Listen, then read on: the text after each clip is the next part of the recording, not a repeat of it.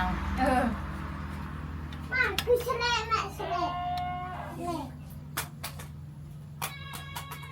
แต่มันแกมือเดียวได้แล้ว2 อันเนาะทุกคนเนาะทุกคนเราก็ได้เปลี่ยนเสื้อแล้วเนาะทุกคนเสื้ออาซิใหม่แต่ว่าใจยังคือเก่าเนาะยังหัก FC ทุกคนเด้อทุกคนคอมเมนต์มาเนาะออกมักสีแดงหรือว่าสีดำมักเสื้อหรือว่ามักคนเนาะทุกคน สบายดีพี่น้องวันนี้ก็พบกับช่องน้องตีสาวเซโปนอีกแล้วเนาะทุกคนวันนี้น้องตีอยู่เฮือนเนาะบ่ได้ออกไปให้เพราะว่าเมื่อวานนี้น้องตีได้ไปหูดเข่าเนาะทุกคนได้กระสอบหนึ่งเนาะเป็นข้าวเปลือกเนาะไปหุดข้าวเมื่อวานนี้แมนไปนำกันจักคน3 คน โอ้3 คนพุ่นน่ะแมนสุกดีแล้วบ่ข้าวสุกได้เครื่องไห้เนาะเครื่องให้แต่ยังบ่ทันได้สุกเบิดแม่นบ่ยังบ่ได้สุกหมดอ๋ออันนี้คือบรรยากาศยามแลงอยู่บ้านน้องตีเนาะแมนเมื่อวานนี่ก็ไปกับน้องสาวแล้วก็แม่เนาะอ๋อไปกัน3 คนไปกัน3 คนนั่นแล้วมื้อนี้น้องตีจะพาทุกคนไปไสนี่ไปหาซื้อเครื่องโอ้ได้เงินมาแต่ไสเนาะบ่บอกเนาะ เด็กคนฮู้เอ้าบอก FC เนี่ยได้เงินมาแต่ไสสิไปซื้อเครื่องมีผู้ใหญ่ใจดีหรือว่าผู้ใหญ่ใจบุญทางประเทศนอกเนาะอ๋อคนลาวหรือคนไทยเป็นคนลาวเองอ๋อเราสนับสนุนติแม่นเราเอ็นดูเนาะเอาไปดูสงสารเนาะสงสารแล้วก็อยากให้ไปซื้อเสื้อผ้าใส่งามๆอ๋อแล้วไปกับผู้ใดเนี่ยไปกับน้องสาวใส่แล้วน้องสาวคุณน้องสาวนี่ก็คือน้องสาวเนาะเอาในลำโตแน่ซื้อน้องล้านเด้ซื้อลินซื้อข้าวซอย ฮะซื้อจังไรซื้อน้องข้าวซอยเด้น้องข้าวซอยแม่นซื้อลินบ่แม่ซื้อแทนแม่นน้องล้านแม่โอ้ได้จักปี17 ปี17 ปีเนาะโอ้นี่2เอ้ยน้องเล่นแล้วมื้อนี้จะพาน้องสาวไปเลือกเสื้อผ้าแม่นบ่แม่หลายคนถามหาบ่าวละเอกเนาะทุกคนเดี๋ยวสิพาไปเบิ่งบ่าวละเอกเนาะสบายดีพี่น้องเนาะนี่บ่าวละเอกอยู่นี่ล่ะน้องพี่น้องแต่ว่าบ่ค่อยได้ออกคลิปเนาะส่วนหลายจะถือกล้องให้น้องตีเนาะให้สาวตีไปพี่น้องสบายดีทุกคนเด้อฮักแพงคือเก่า FC ทุกท่านทุกคนเนาะไปทุกคนเฮาสิพาทุกคนไปเบิ่งเครื่องนำหานสะทองเลยเนาะอ๋อไปทุกคน สิพากันย่างเนาะมื้อนี้ย่างเอาเนาะเพราะว่าบ่ไกลพี่น้องไปเดี๋ยวไปเบิ่งเครื่องนำน้องทองพี่น้อง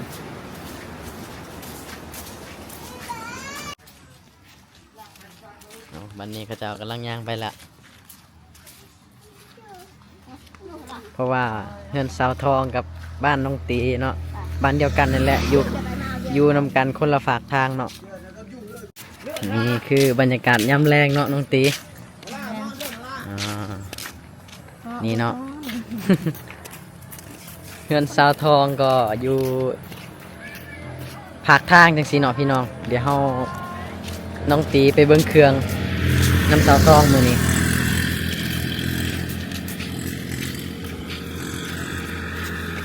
วันนี้มาฮอดเฮือนน้องทองเลยตี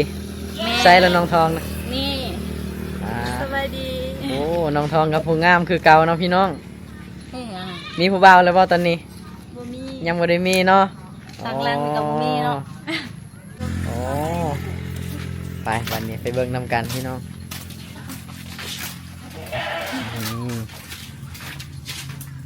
ปาดเด้อพี่น้องเป็นทางของสาวทองเนาะเฮาสิมาซื้อเครื่องซอยลาวเนาะทุกคนสิมาเบิ่งเสื้อผ้าเลยบ่แม่นไปพี่น้องไปเบิ่งนำกันเนาะวันแนะนำลูกค้าเชิญเข้ามาด้านในเลยบ่นี่อันนี้เป็นร้านขายเสื้อผ้าของน้องทองเนาะโอ้เลือกเอาเลยเนาะเบิ่งเอาเลยเนาะมามีสุดเข้ามาใหม่บ่น้องทองสุดได้เข้ามาใหม่มีบ่อ๋อสุดได้ล่ะอ๋อกับกระโปรงอ๋อจ้ะใส่เอาไปบังแดดเนาะเพิ่นใส่ชามาใหม่โอ้เสื้อผ้าหานน้องทองนี่ก็ถือว่างามหลายเนาะทุกคนเนาะคันผู้ ใดมากะแวะมาอุดหนุนสาวทองได้เนาะทุกคนเพราะว่าอาหารลาวอยู่ติดกับแคมทางเนาะ โอ้ติดแคมทางจังซี่เลยเนาะ แม่น โอ้นี่คือเส้นทางใหญ่เลยพี่น้องเอาเข้าไปเบิ่งที่ด้านในมันเป็นยังไงเข้าไปเลาะเบิ่งข้างในเจ้าเอาเจ้าของห้างตัวใดราคามาเบิ่งเนาะโอ้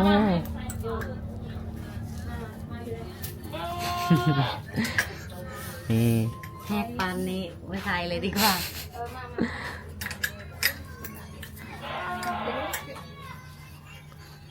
สตีกำลังเลือกเสื้อผ้าแหละ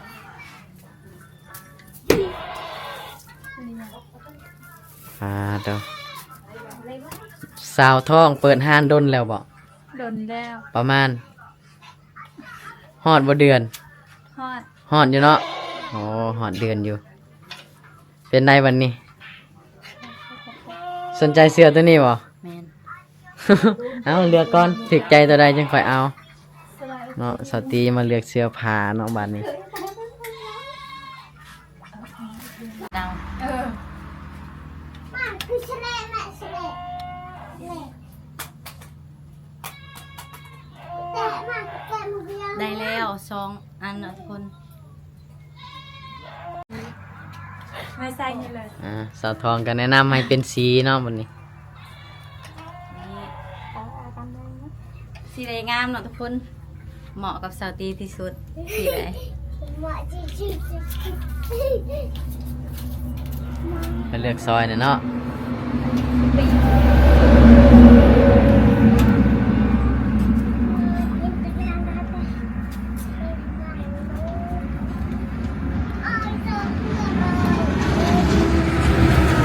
น้องข้าวซอยเจ้าเด้ ยังบ่ได้ ยังไม่ได้เลือกบ่เลือกนะแม่ ไอ้กัดกับกัน ชิแล้วเอาไก ไปไอ้กัดเพื่อนเราที่มันดังกันทำไม สีเขียว เขียวอ่ะแม่ค้าแนะนำให้สีนี้เนาะ สีนี้เลยบ่ แม่นแม่ค้าบอกว่าสีเขียวงาม ค่ะจบของทานไปมาว่าเมื่อเรามาเอาไปอย่างเราแม่โซดาให้ตัว สิเอากางเกงนี่เลยบ่โอ้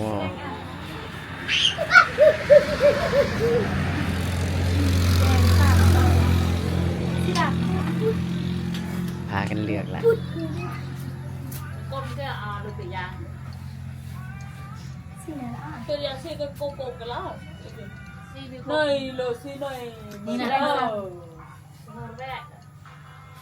งานจับปลาสีดำนะ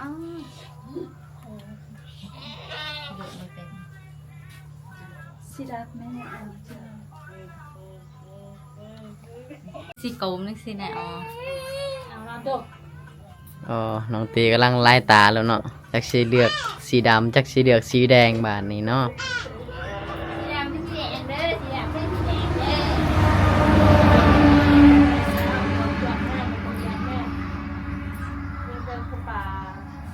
ว้าวเลยดีกว่า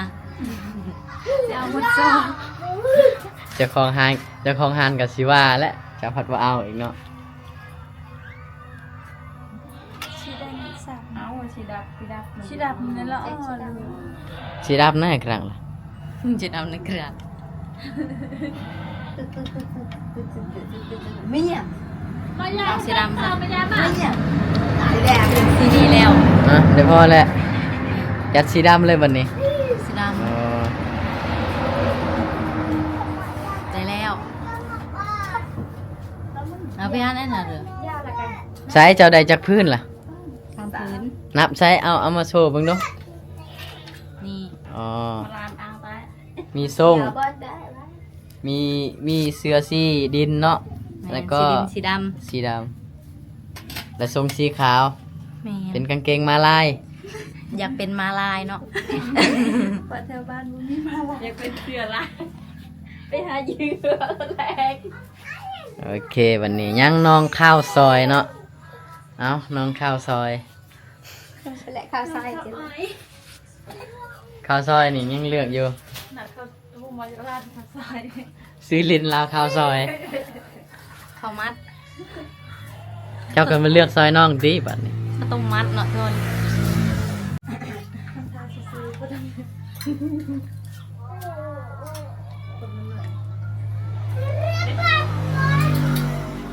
เอาแม่ค้าก็เลือกซอยเนาะเลือกซอยดิ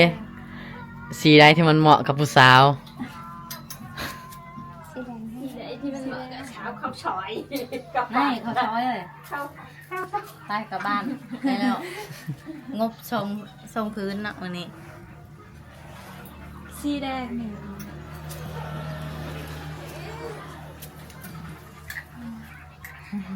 ใส่เลยละ ก็อ๋อ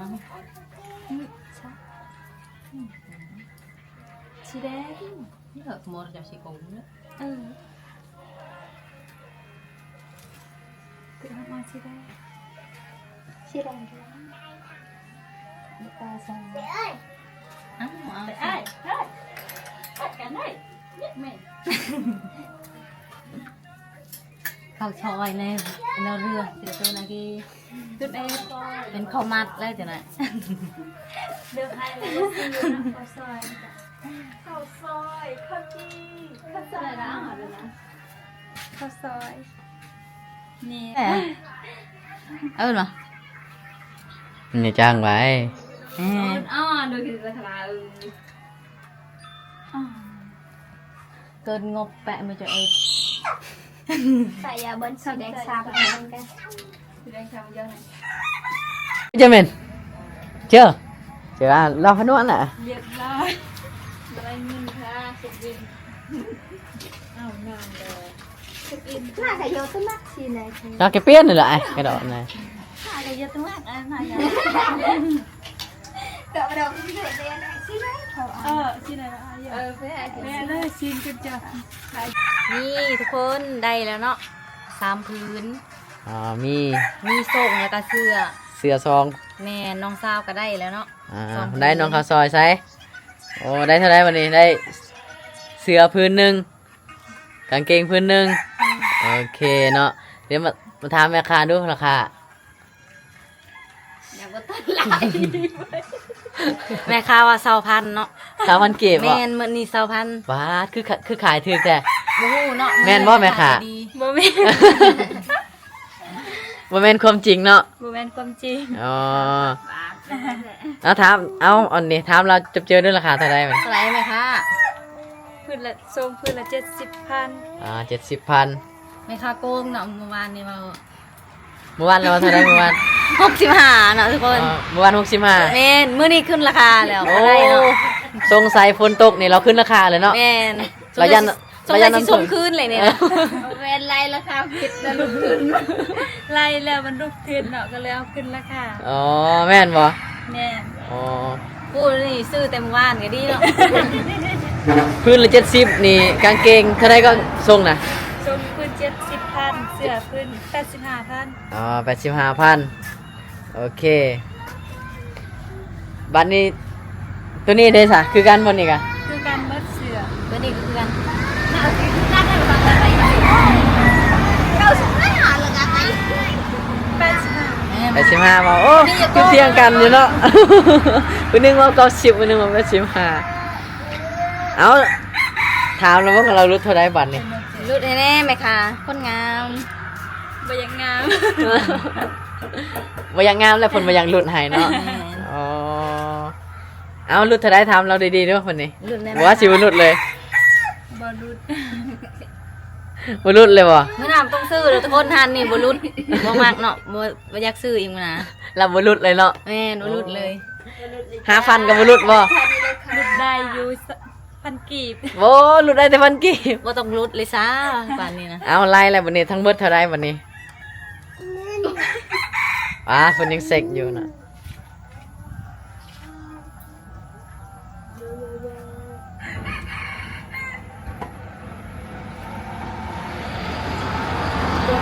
300,000 95 95 แม่นเพิ่นรุดให้5,000แล้วก็เหลือ90 อ๋อรุ่นไฮตี้ 5,000น่ะ สติรุดเอง สติรุ่นเองบ่โอเค ท่านแม่ค่ะบ่รุดเนาะทุกคนเฮาก็สิติดหนี้เพิ่นไอ้บ่แม่ค่ะ บ่ ยอมรุดดีกว่า ยอมหลุดดีกว่าเนาะ ปีหน้าจริงใจาย บัดนี้สตรีมีเงินแล้วบ่ บ่มีเนาะ บ่มีบอกเพิ่นว่าติดหนี้เด้อไว้ มี มื้ออื่นมื้อฮื้อจ่ายว่ะได้บ่ ติดหนี้เด้อแม่ค่ะ ได้ มื้ออื่นมื้อฮื้อจ่ายเนาะหรือว่าขายมันปีหน้า ปีหน้าบ่ได้ ปีหน้าบ่ได้เนาะต้องปีนี้เนาะโอเคเนาะทุกคนเนาะน้องข้าวซอยเป็นได้ได้ส่งเสื้อใหม่บัดนี้โอ้เพิ่นก็เว้ายังบ่ออกเลยเนาะ ข้าวซอยเฮ็ดคือ ดีใจ เนี่ยข้าวซอยเฮ็ดคือใส่เดียวน่ะถ้ากัดกับมาดามก้อย ตามแม่ค่ะเนาะแม่ค่ะว่าติดหนี้ได้เนาะสาวตีกับสิติดหนี้เนาะเพราะว่าสิไปหาหน่อไม้มาจ่ายแล้วเนาะทุกคน โอเคบ่แม่ค้าโอเคเนาะติดหนี้ก่อนเนาะโอเคโอ้ถือว่าเพิ่นให้ติดหนี้ได้บาดนี้เนาะน้องข้าวซอยกับสาวตีสิพากันไปหาหน่อไม้ขายจังมาจ่ายค่าเสื้อแล้ว แม่น อ๋อโอเคเลยวันนี้ไปวันนี้หาธงมาใส่ในมีธงทีโอ้ใส่ธงไงเลย หรือว่าคายพร้อมทางแนวตากนี่วะอ๋อหักเลยวันนี้เนาะมันได้เสื้อไม้ทรงไม้ แม่นถ้าผู้ใดอยากซื้อของซอยลาวเนาะทุกคนแม่ค้าก็งามๆเนาะใจดีพร้อมก็มาอุดหนุนได้เนาะทุกคน คนรุ่นซื้อเครื่องใส่ลาวหลายๆตีจังจะได้เป็นแฟน แม่น แม่นบอแม่ค้าอ๋อซื้อเครื่องหลายๆจังจะได้เป็นแฟน ซื้อประมาณจักโตล่ะ ประมาณ5โต อ๋อคือบ่ว่าเมาเหมือนห่านนี่จังสิเป็นแฟนได้ มาบ่ทันมาบ่ทันก็ขาย เมาหน้าเป็นบัวขาย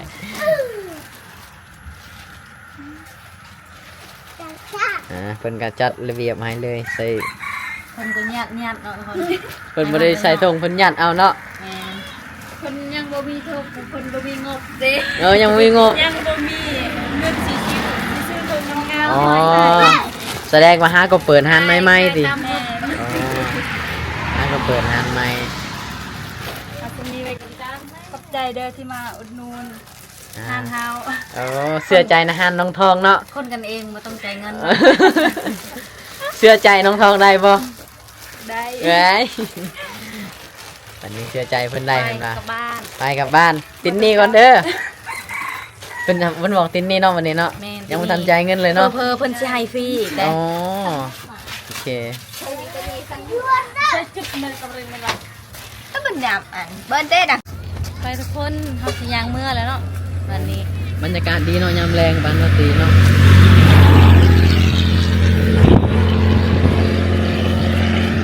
นั่นแหละทุกคนเฮากลับมาจากฮันสะทองเนาะทุกคนได้เครื่องมาแล้วเฮาก็สิมาเปลี่ยนเนาะทุกคน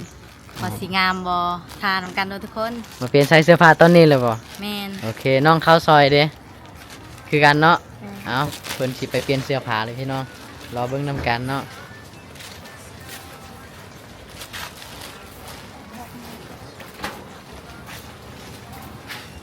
นี่น้องของมา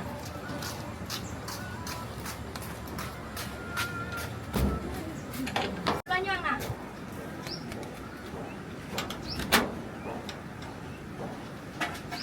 โอ้เปลี่ยนชุดใหม่แล้วบ่นี่ แม่น โอ้ เอาเนาะทุกคนเฮาก็ได้เปลี่ยนเสื้อแล้วเนาะทุกคนเสื้ออาซิใหม่แต่ว่าใจยังคือเก่าเนาะยังหัก FC ทุกคนเด้อคนเปลี่ยนแล้ว โอ้ งามอยู่บ่ทุกคนคอมเมนต์มาเนาะออกมักสีแดงหรือว่าสีดำมักเสื้อหรือว่ามักคนเนาะทุกคน โอ้เป็นได้น้องเข้าซอยดีใจบ่ ดีใจ ดีใจหลายๆเนาะเคยมีคนซื้อเสื้อมาให้แบบนี้อยู่บ่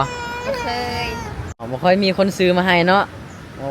มื้อนี้ถือว่าประทับใจหลายแม่นบ่ แม่ ภูมิใจที่สุดเนาะตัวคนดีใจสุดๆเลยได้น้องตี ก็ ดีใจแฮงเนาะ ดีใจแฮงได้ใส่เสื้องาม น้องตีคิดว่าเพิ่นว่า น้องตีเคยคิดว่าที่ว่า คิดว่าเพิ่นน่ะสิเอาเงินให้ไปซื้อเสื้อจังซี่นะ ๆบ่คิดเนาะ บ่คิดเนาะโอ้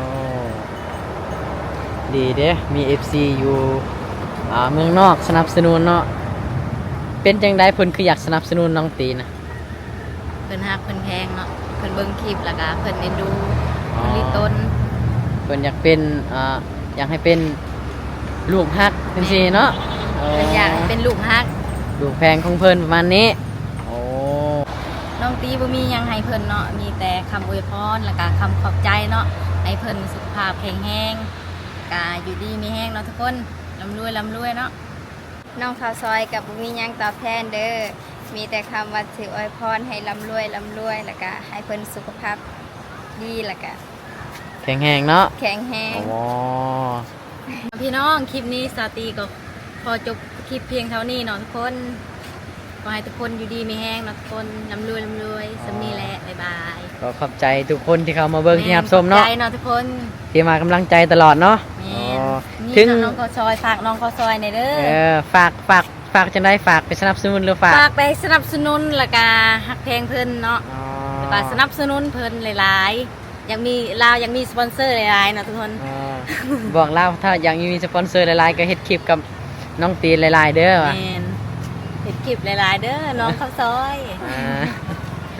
อ่าสำหรับผู้ใดที่แบบบ่มีเงินให้บ่มีอะหยังบ่มีหยังการสนับสนุน ก็บ่ว่าเนาะทุ ก็ ก บ่ คน ว่าเนาะ มีแต่ให้กำลังใจแล้วก็ดีใจแล้วเนาะทุกคน อ๋อ ว่าต้องมีเงินมีค